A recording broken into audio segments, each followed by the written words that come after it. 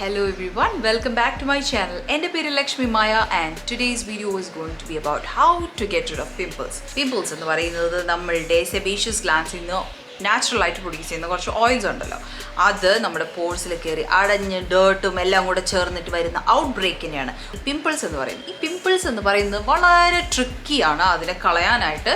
പക്ഷേ once you get to know how to get rid of them, it's very easy and it actually saves your skin കേട്ടോ. നമ്മളിപ്പം ഒരിടത്ത് മുറിവും വലിവും ഒക്കെ വന്നു കഴിഞ്ഞാൽ പിന്നെ ആ സ്കിന്ന് നാച്ചുറൽ ആയിട്ട് റിപ്പയർ ചെയ്ത് വരാനായിട്ട് കുറച്ച് ടൈം എടുക്കുമല്ലോ.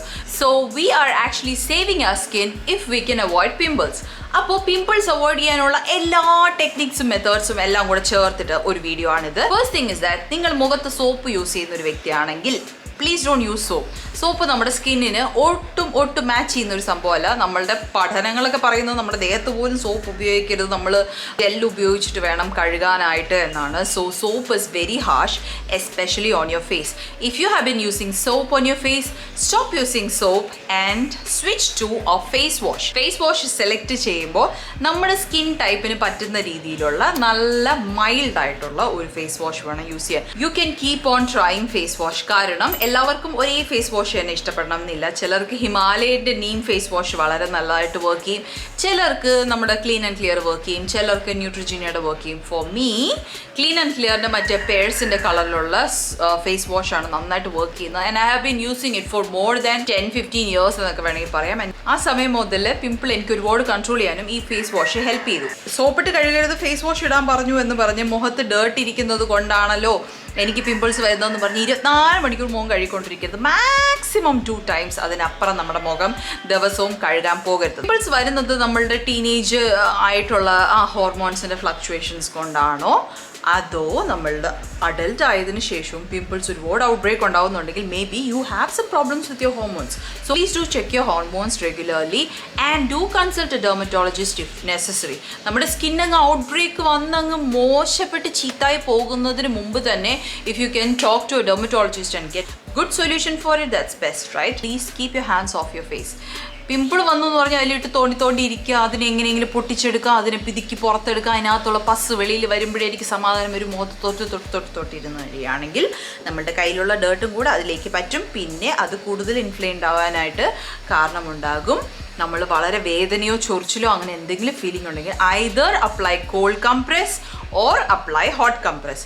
ഒരു ചെറിയ തുണിയിൽ വെള്ളം നനച്ച്, തണുത്ത വെള്ളം നനച്ചിട്ട് വയ്ക്കുകയോ അല്ലെങ്കിൽ ചൂട് വെള്ളം മുക്കിയിട്ട് ഇങ്ങനെ വെച്ച് കൊടുക്കുക. അപ്പോഴത്തേക്ക് അത് കുറച്ച് ഇറിറ്റേറ്റഡ് ആവുമെങ്കിലും you will feel much better. You can even take steam as well. Steam എടുക്കുന്നതും നമ്മൾ ആവി കൊള്ളിക്കത്തില്ലേ, മുഖത്ത് ആവി കൊള്ളിക്കുന്നതും പിമ്പിൾസ് റെഡ്യൂസ് ചെയ്യാനായിട്ട് വളരെ ഇമ്പോർട്ടൻ്റ് ആണ്. പിന്നെ പിമ്പിൾസ് ഉള്ള സ്കിന്നിൽ നിറയെ മേക്കപ്പ് ഒന്നും ഇട്ട് അതിനെ അടച്ച് വെക്കാതിരിക്കുന്നതാണ് നല്ലത്. നമ്മൾ സ്കിൻ മാക്സിമം ഓപ്പൺ ആക്കി വെക്കുന്നതാണ് നല്ലത്. മേക്കപ്പ് ഇടുമ്പോൾ ഓബ്വിയസ്ലി നമ്മുടെ പോസ് ഒക്കെ ക്ലോഗ്ഡ് ആവും. നമ്മൾ മേക്കപ്പ് ഇടുന്നത് മാക്സിമം കുറയ്ക്കാൻ ശ്രമിക്കാം.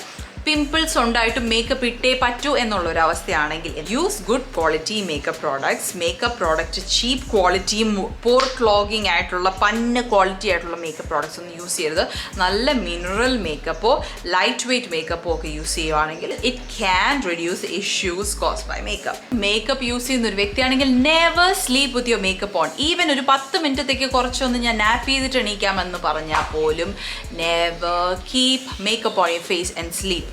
എപ്പോഴും മേക്കപ്പ് കംപ്ലീറ്റ് ആയിട്ട് റിമൂവ് ചെയ്ത് മുഖത്ത് ഒരു തുള്ളി പോലും മേക്കപ്പ് ഇല്ല എന്ന് ഉറപ്പ് വരുത്തിയതിന് ശേഷമേ നമ്മൾ ഉറങ്ങാൻ പാടുള്ളൂ. പിന്നെ check your diet as well. നമ്മൾ ഈ പുറത്ത് കാണുന്ന എന്ത് കാര്യത്തിനും ഒരു ഇന്റേണൽ ആയിട്ടുള്ള ഒരു റീസണും കൂടെ കാണുമല്ലോ. ഞാനിപ്പോൾ പറഞ്ഞു ഹോർമോൺസ് ചെക്ക് ചെയ്യണം, അതുപോലെ തന്നെ do control your diet as well. നമ്മൾ ഒരുപാട് ഷുഗറി ഓയിലി ആയിട്ടുള്ള ഫുഡ് കഴിക്കുകയാണെങ്കിൽ ഒബ്വിയസ്ലി നമുക്ക് ഔട്ട് ബ്രേക്സ് ഉണ്ടാവാൻ സാധ്യതയുണ്ട്. So try to reduce sugar, try to avoid milk products. Egg കൂടുതൽ കഴിക്കുന്നത് നിർത്തുക, ഒരുപാട് ഫ്രൈഡ് ആയിട്ടുള്ള പ്രോഡക്ട്സ് കഴിക്കുന്നത് നിർത്തുക. പിന്നെ drink a lot of water. Minimum 8 glass എങ്കിലും നമ്മൾ ഒരു ദിവസം കുടിച്ചിരിക്കണം എന്ന് പറഞ്ഞ്, അല്ലെങ്കിൽ ഒരു 3 ലിറ്റർ വെള്ളമെങ്കിലും ഒരു ദിവസം കുടിച്ചിരിക്കണം എന്നൊരു ഉറപ്പ് വെച്ചിട്ട് 2 ബോട്ടിൽ 3 ബോട്ടിൽ എടുത്ത് വെച്ച് തന്നെ കുടിക്കുക.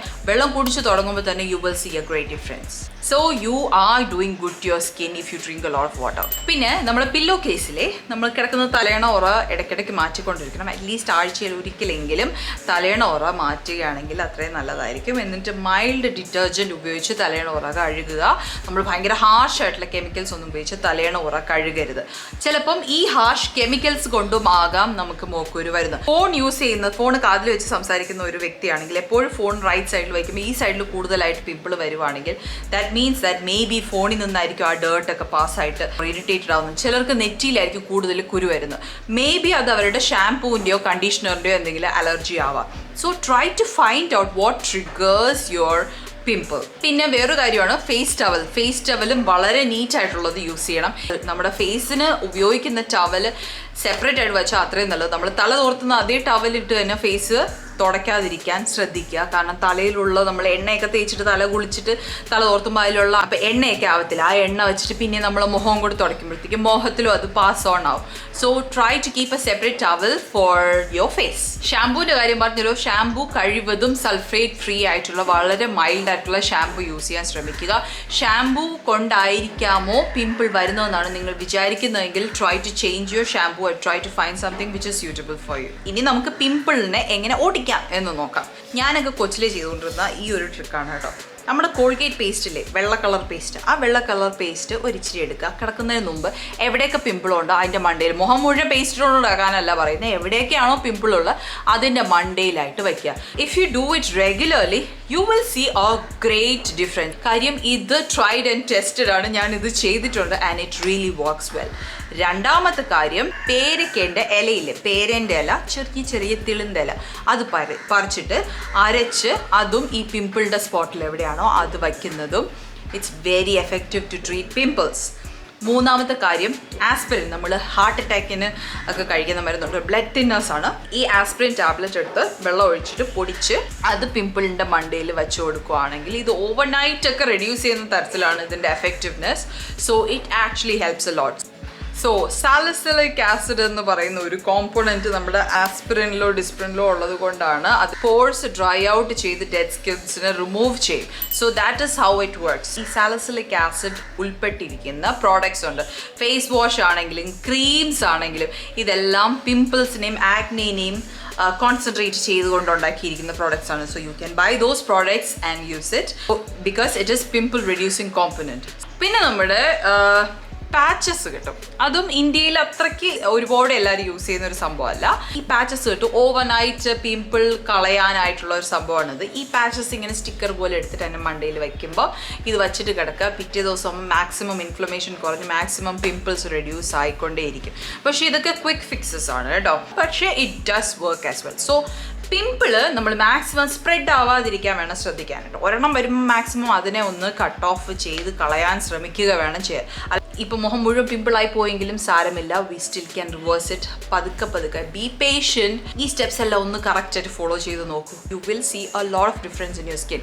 സോ ഇതൊക്കെയാണ് എൻ്റെ tips and tricks for reducing pimple or getting rid of pimple. അപ്പോൾ I hope you like this video. ഈ വീഡിയോ നിങ്ങൾക്ക് ആർക്കെങ്കിലും ഹെൽപ്ഫുൾ ആയെന്ന് ഞാൻ വിചാരിക്കുന്നു. And if you like my video, like, share and subscribe to my channel. And thank you so much for watching my videos. Until I see you next time on my new video. Bye bye.